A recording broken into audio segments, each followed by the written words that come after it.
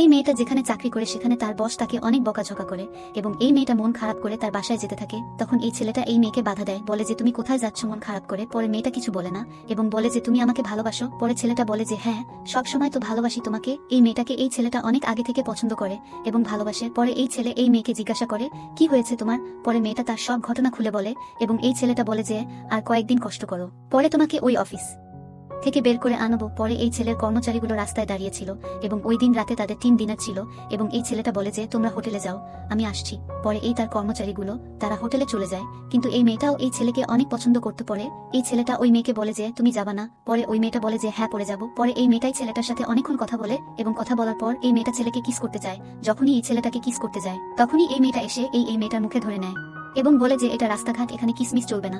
পরে এই ছেলেটা বলল যে তুমি কি করতেছো।